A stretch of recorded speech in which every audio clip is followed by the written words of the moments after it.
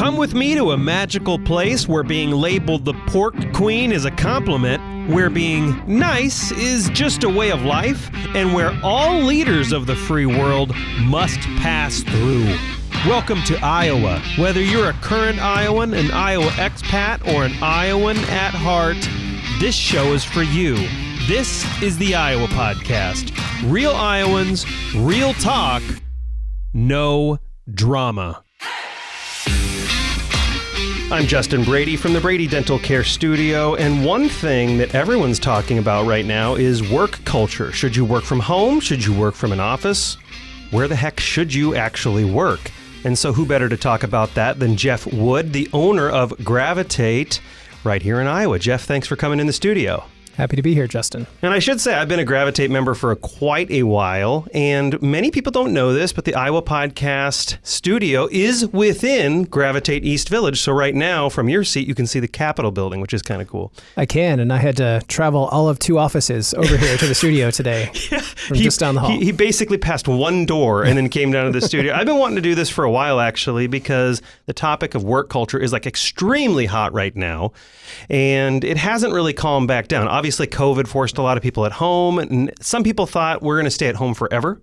We're never coming to offices. We're never going to peek out of our buildings ever again. Other people said, no, we're going to be all in the office. Kind of funny story, but both might actually be wrong, and that's what we're going to be talking about today.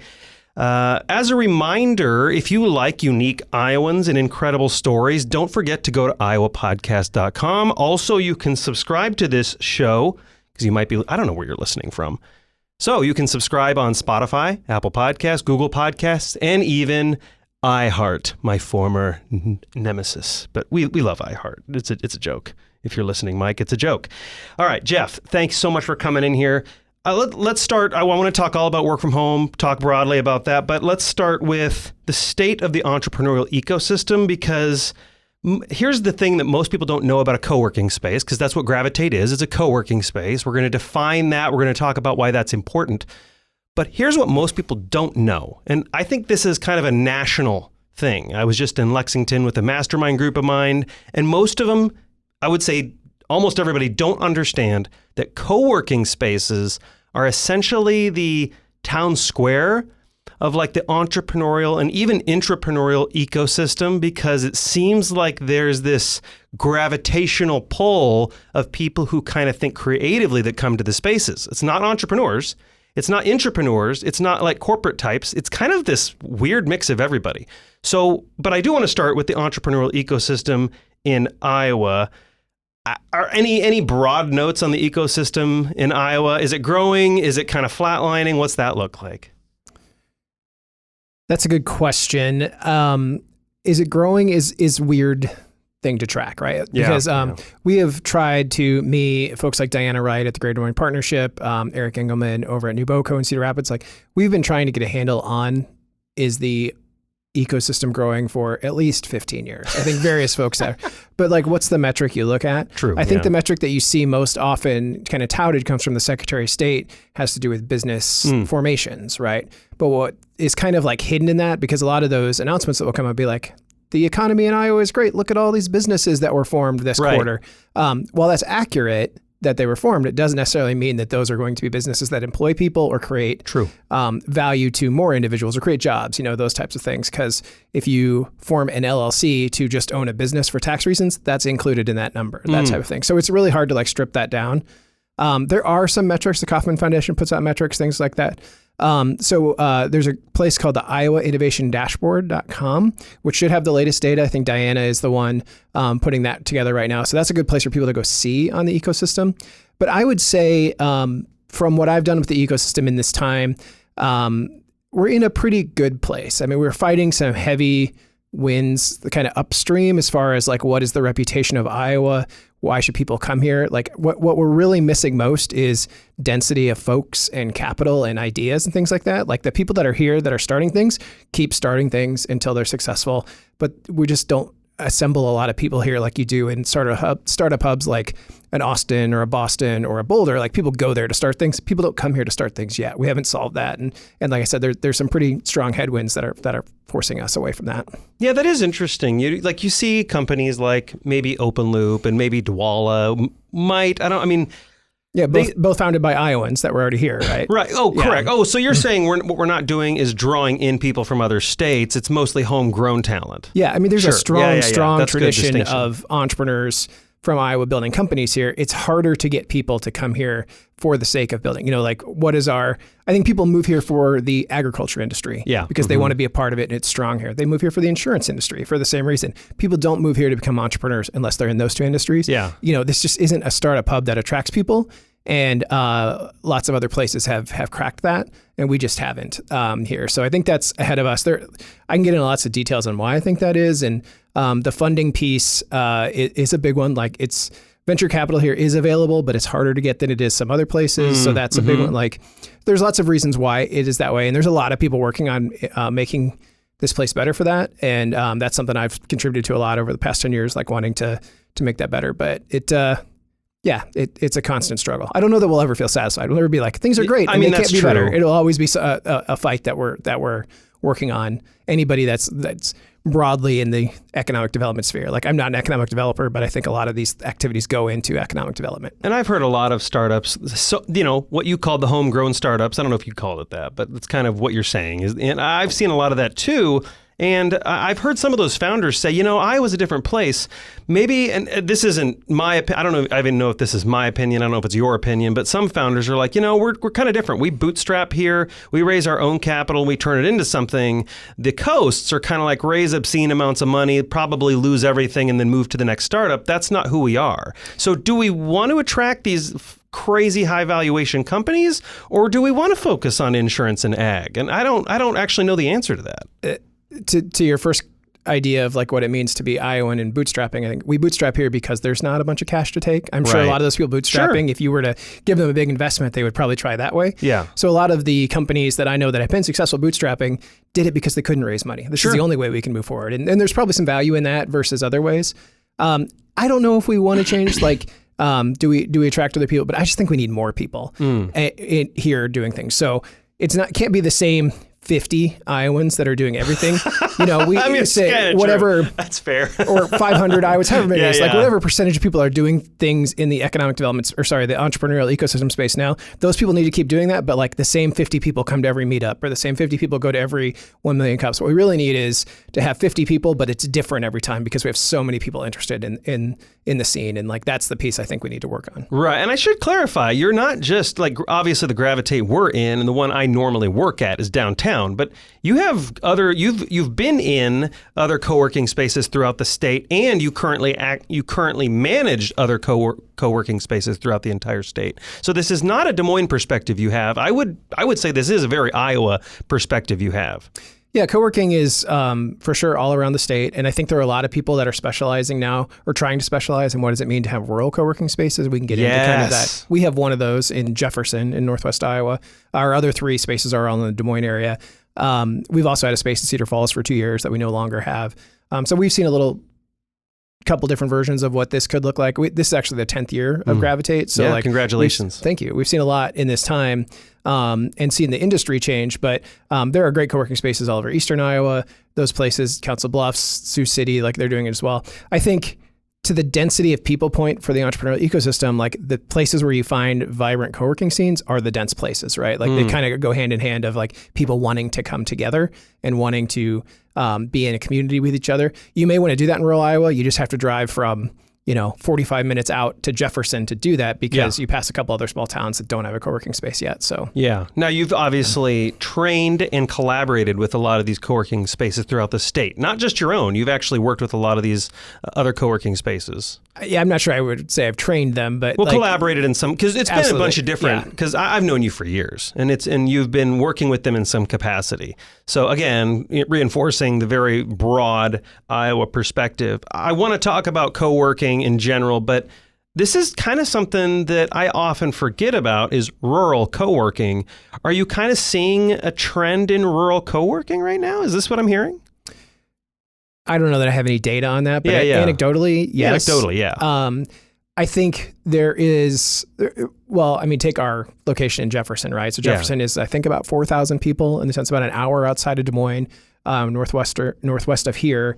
They knew, like, so we started on that project 2019 maybe, and opened, I think, at the end of 2021. So like COVID kind of delayed it a little bit, like the initial wave of COVID that we had, but they knew that they wanted to, the city, I'm saying, like in their plans, like wanted to have a meeting space, wanted to attract entrepreneurs, but also as we've gone, so they incentivized us to come there and really wanted this project to happen. We wouldn't have been there without like cooperation from the city and the county and like local people on the ground, all of those reasons. What I think they've seen from that is that now that this kind of shift to remote work discussion we're having, they've seen people move back. They've actually incentivized people to move back. Like there's grant programs that you can get if you move to Greene County. Part of that grant program, wisely and good for Gravitate, is that they will buy a year of co-working memberships for people that move back that qualify. You have to apply for it, but you can get that. So the idea is you're going to move back, or you could be new moving there, I think. You apply to get that grant, and then they want you to immediately have roots in the community so that you stay. And one way to build those roots is to join a co-working community, Gravitate Jefferson. So it's been beneficial to us as we get off the ground because we have more members than maybe, or faster adoption because it's grant-based for a lot of these folks. But then the hope is that they'll stay on and continue to do that. So I don't know that a lot of rural communities are doing that in the state yet, but they are in Greene County. And as far as other cities, like I know there's a group, Rural Ideas Network, I think they're called, out of Dubuque, that is doing a lot of kind of showing people how to build remote or rural co-working spaces in Northeast Iowa, and they're trying to expand. So we see them. They kind of take different levels. I think most of them aren't nearly the size of what we do in Des Moines. Our space in Jefferson, it's like one storefront on the square. So I think we're 1,400 square feet as opposed to 14,000 is Gravitate Downtown. So it's a different scale of what we're doing. So a lot of things are different than what we do here. So I know people listening are screaming at me right now, and I've heard you, and you're saying, okay, this is cool, but what exactly is co-working? I don't even know what that is. So we're going to do a 2-stage answer. What is it? And does rural people, like working from home, from companies who are able to move maybe to rural areas, which, I mean, I'm from Iowa, so I'm always like, why would someone want to move to a rural area? I love Iowa. I love living here, but it's a great place to live. But I never even think of like people vacationing or returning back to their roots or moving away from bigger cities because they're kind of sick of it. I kind of forget about how good we have it in some ways, how quiet it is, low crime. I forget about that stuff. So what is co-working? And are you seeing a rise in like work from home from rural? And is that like going to drive future co-working memberships? It's kind of a multi-part. I can break them down if you need to, but. Yeah. What is co-working? I would say, basically just shared workspace communities is the way that I think about it. And there's different versions of that. We do it on a membership model. So you either pay by the hour, by the day, or by the month, similar to like a gym membership that you might have. But the difference with us in a gym membership, well, there's several, but one is that we want you to come in. Like that's what makes it lively here. A lot of gym memberships, they want you to sign up and they never come in. That's kind of how they build their model. We actually really funny, actually. We want to have you here, right? Yeah. To come in and be part of it. So, we do that also by the hour. That's usually like a conference room that if you just need to rent a room to be like bring your remote team in together for a couple hours, on a Friday, you can do that here. You can have an individual seat if you're a solo employee or a remote work employee, like you want to have a kind of a coffee shop seat. You can do that with us. So we call that a floating desk. And then by the month could be a dedicated desk where you bring in your own monitors, you bring pictures of the kids, like that's a desk that only you use. Or an office that we have, which is similar to how you set up your studio here is in an office. So we kind of cater to all versions of that with co-working, and it's probably different where you're going. Like every co-working space is somewhat unique in how they operate. So you'll find different versions of that. There's actually a mastermind group that I'm in of co-working space owner. There's somebody that only does it by the day and by the hour in New Jersey. Wow. That I work with, and she's got a very different model there. To your point, so that's like kind of what is co-working. And like the benefits of co-working are not just about the office space. So that's what we talk about first. And I think that's what people think of is like, do you have quality desks? Do you have quiet rooms? Do you have a phone booth for me to take a phone call? Those types of things. Those are the questions we get from people when they come in and tour. So we have to have all those things, like that's baseline. But really what sets co-working apart is the membership. It's the people. It's bringing folks together. We do that virtually in some things. Like we have a Slack instance for Gravitate where a lot of people chat. Justin, you're active in that. Heck yeah. And then we also have people, we want you to really feel like the other members of the co-working space are your coworkers. You're just not working for the same company. So people that will meet and go grab lunch, they'll go grab coffee. They'll talk about, the game last night or those types of things. Things you would do around the water cooler in the office. You can't do that at home, or you do it over Zoom. And it's not the same interaction with people. So we want to provide that for you. It's just that rather than your coworker being somebody employed by the same company, your coworker is whoever's sitting next to you or your friends, that type of thing. And we've seen everything in our 10 years develop from that. So friendships, we've seen companies be created by people that met here. We've seen marriages of people that met here that fell in love and got married. So we have and then we'll do, sometimes I know we've had volleyball teams, like rec league volleyball teams in the past that are just Gravitate members, like all those things that are like the best pieces of working in an office that isn't, sitting in meetings with your boss and those types of things that like may be what you dread about going to the office, at least in like kind of the NBC The Office type of mentality. So. Yeah, because there are positive aspects of going into a co-working space. And like I said to everybody, I've worked at Gravitate for years. And I used to think, I wanted to do it because I didn't want to work from my house. I hate working from my house. I know some people love it. I did it for years, hate it. I want to be around other people. I assumed it was because I'm an extrovert. And what I've actually discovered is introverts and extroverts, I work alongside them at Gravitate because extroverts, obviously, they're like, I don't want to work from home, I'm going to go stir crazy. But introverts are like, I need to be out talking with other people. And this is an environment where I can control how much I'm in the space, or, it's an environment where I don't actually have to work with my boss or forced into these awkward meetings. It's because I want to be there, which is really, really interesting. The mental health and kind of healthcare aspects of co-working are not something we talk about a lot, but it is probably the biggest. It's probably the thing we should be talking about first, right? Interesting. Yeah. The Surgeon General put out an advisory maybe a couple of months ago now, but basically said there is an epidemic of loneliness in the United States. I thought I wrote down epidemic of loneliness and isolation. I did see that. Yeah. And he was talking about, because I think, was he Obama's Surgeon General as well? So he's gosh. I have no idea. I was just kind of reading the note on it to refresh myself this morning, but he said he has noticed this all along. So it's not just COVID and work from home and the things that have developed in the last 3 years. It's going all the way back to the internet and phones and heads down all the time, withdrawing from society and becoming isolated. So he doesn't specifically credit co-working as the solution to that, but I think it certainly is a piece to play. Back in 2015, the Harvard Business Review, of which I believe you're a fan, big fan, did a big story on research that they did where they basically said that people join co-working spaces to thrive because of all the things we talked about they're choosing to be there, right? So you can work for a company remote that you love wherever in the world it is, but you can choose the office space you go to. You can choose the people that you're around there, the people you like. You're not just stuck on a team, in an office with folks that you don't get along with. So, I think people need that connection. They need that passion of just having people around. So that's why people go work at coffee shops. And if you think about it, coffee shops are probably the worst place to work because you don't know about who's sitting next to you, how distracted you're going to be, but you like the energy that's around you at a coffee shop. And, hopefully you don't need to go to the bathroom because what do? Pack up all your stuff and take it with you then lose your seat? Or do you leave it out there and just ask the person you never met sitting across the next table, will you keep an eye on that? There's lots of reasons why I go to coffee shops for the coffee, not necessarily to work there, but you see lots of people. Every time I walk into a coffee shop and you see a ton of people, I'm like, this area needs a co-working space, right? Yep. Because that's what these people are really here for. And coffee shops don't really want you there because they want to turn that table over and serve much more coffees. They don't want you sitting there for 6 hours. So, but that energy, that's why we bring, kind of why we exist. And I think that while we started, and we were talking about entrepreneurialism earlier on, I think we started as a startup space. Literally the name Gravitate came from the idea of an entrepreneurial center of gravity in Des Moines is what we wanted.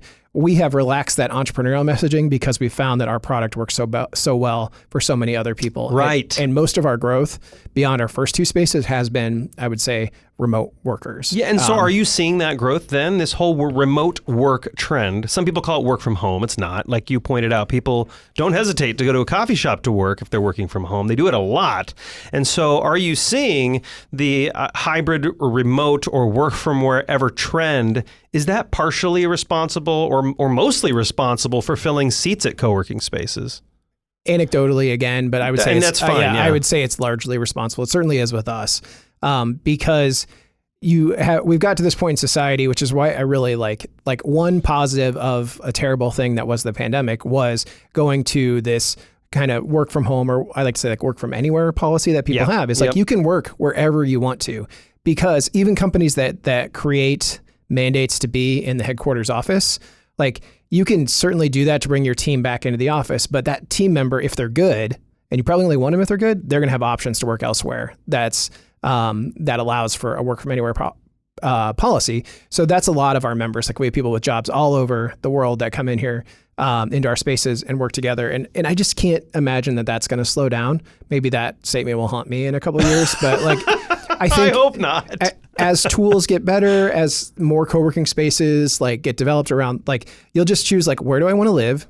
Okay, I want to live in Des Moines, Iowa because I'm from there, because I really like the ag industry, whatever it is. Like I want to live in Des Moines, Iowa, and I'm going to work for this company in Silicon Valley, or I'm going to work for this company in London, but I'm going to work from here. So I'm going to have a cool office that I can go to with good people that I want to see every day, and I'm going to do work that I love. Like that's kind of like the trifecta of what everyone wants in life, right? So like only some people are all three of those things like tethered to a building. And like that's the old school way of thinking, like that we need to be within driving distance of that building. So I guess that's just my thought on that. That will keep growing. And the other thing that's interesting, kind of along that line that we're seeing, is the concept of, I guess another reason why I see this expanding, Abby, who's our director of operations, we were talking about this the other day, is kind of this term zombie buildings that we're seeing in dense major metros. And we're actually starting to see it here in Des Moines as well. I think the Wells Fargo buildings will become this. I don't know if they're out of those yet. I don't know, but there's like the Nationwide building downtown. There are rumors of them abandoning that. Yeah. Well, yeah, didn't the... Downtown Des Moines is what yeah. But I believe Wells Fargo had like 5 buildings that they're vacating out to their West Des Moines campus. So like what goes into those buildings, right? So I think that there have been more zombie buildings on the market. We just haven't known it because they've been under lease. Sure. But since people went to remote work policies in 2020 because of, healthcare reasons, or public health reasons, I should say, a lot of people haven't come back. So those leases are just now, if they were 5, 10, 15-year leases, we're just going to start to see more and more of those come on the market because people aren't going to return. And I think that is just going to fuel more co-working spaces and more of that mental health need of people to connect into spaces like ours. So I feel really big about our future and where co-working goes. I think we're still starting to see this even 10 years in for Gravitate, maybe 20 years in since the word co-working has been a thing, but like it still feels very nascent what we're doing. Right. I mean, it does seem like something about co-working attracts all the best parts of working in an office and somehow kills off all the worst parts. Like, one thing I'm always struck when I see a co-working space that you don't see obviously in a coffee shop. You don't know anybody there. You're not going to build those relationships. Maybe you're going to build a relationship with a barista, right? That's probably normal. But one thing that is really interesting to me is what you pointed out earlier, which I wanted to push in on a little bit. You mentioned that you have had companies created because other members were like co-working and ended up creating a company. So is this like co-working, your people coming from different companies, is this kind of this creative collision? Is it allowing people who are normally in one particular sphere of influence to kind of look outside their own self-perspective and become more self-aware? And they're like, oh my gosh, someone else at another table, I never thought about that problem that way. Sparking new creative solutions. Is this something that co-working spaces kind of lend themselves to? Yeah, I mean, you referred to it as kind of a town square. Yeah. And I think that makes a lot of sense. So if you are, sitting in the kitchen one day and are complaining about a problem in your industry and somebody else is also in the kitchen and they hear about the problem and be like, well, I think there's a solution to that I could work on. Like, do you want to work on that together? I mean, that could happen at the bar, that could happen at the park, that could happen places like that. But like, because you're not just sitting with your team in a corporate headquarters office, you're sitting with like a diverse group of people. I think that it probably happens more often than you would think. In a space like ours. So like we've seen that happen. I wouldn't say it happens daily or anything like that, but we do have like evidence where we've seen companies happen and for the most part, I think that's been a really solid benefit of co-working. It's really a good antidote to groupthink, because when you're in a company culture, there's a lot of pressure to act a certain way or go along with the boss or the team lead. But when you're at a co-working space, it seems like you have a little bit more freedom to talk openly about the problems you're struggling with because your boss isn't standing there listening to you like work through this problem. I mean, just in my own personal experience, there was something I was struggling with on a website that was mine. There was some bug. And I asked my web developer how much it was going to cost to fix, and it was like a couple $1,000s. And then I asked Gravitate. I asked the Slack channel. I'm like, what is wrong with this? Why isn't it loading? And someone within 10 seconds is like, oh, there's an error. There's like an additional comma in like line 200 of code or whatever. So I told my developer, and I was like, how much to fix this? He's like, oh, that takes me 30 seconds. I'll do that for free. So like literally one member solved a $2,000 problem for me. And I do see that happening quite a bit. And it's not always like a new breakthrough company, but sometimes it's just these subtle things. Like, and I'm asking members all the time, what would you do in this situation? Or do you know anybody that has this thing? Or, you know, that kind of, I see that all the time. Yes. Slack is a great place for that because within our coworking and just space, the community in general, I see that. Yeah, you can actually absolutely do that in person. But I think when you do it in Slack, and these are people that you have a relationship with because you're all Gravitate members, right? So it's a little bit filtered versus just going on Twitter or whatever it is today and saying like, hey, I have this question. Does anybody know the answer? Like these are people that are kind of invested in you getting a successful solution because you're all members. Like you have an affinity towards each other as coworking space members. You're part of the community. So not just like business need, like you said there, but also we see, I think one of our most popular channels is the homes channels. And it's people like asking questions about like, hey, I need a tile guy, or yes, this is dripping. Should it be? Like, you know, things like that. I've seen those. Yeah. Yeah. I use it all the time. Same thing, the tech support channel. Like I don't use it for like, I have like a big tech question. It's like, my iPhone's not working this way. And I've done that too. There'll be somebody that's like, have you tried this? You know, and you're like, wow, that works. Like just like that ability. And one reason I like doing that in Slack as well as in person is you get people from all four of our spaces participate in the Slack, and not just like an individual one. So that's a really good point. Are you going to see as corporate people push, I don't know if I actually don't know if they're pushing people to remote or in person. It seems like depending on the organization, but as corporations look more friendly to remote work, are you going to start to see a trend of them almost co-sponsoring or sponsoring co-working spaces? Because like let's use, just not to pick on Wells Fargo, but if Wells Fargo says, we don't think the future is giant mega center corporate buildings, we see our employees distributed across the state. And what's a better use of their money? Is it building tons of little offices everywhere, or just partnering with current co-working spaces? Are we going to see this like bunch of different companies co-locating employees into co-working spaces? Because I'm asking this because I see this as a very real future. Yes. I don't think, if I understand the question, like I don't think you'll see big like multinational companies having co-working spaces. I think you'll see them using co-working spaces. And we see it today. So I call that enterprise co-working. I don't know if that's a real term, but like these, like we have 3 of them that I can think of that are big multinational companies right now that utilize our space. And almost all of them, all of them have come here because of a corporate directive to be here. Yeah. So they're Des Moines-based teams, or they're teams that have a reason to be in Des Moines and drive in, and they want them co-located together, at least for meetings, if not for more significant work. And they want to provide them with a space, but they don't want to have to. I think with 2 of them, like their lease, kind of zombie building idea, their leases had come up. I'm like, we're not going to release, but we do want a space that you can go to and work at and have that. So they've come and found us.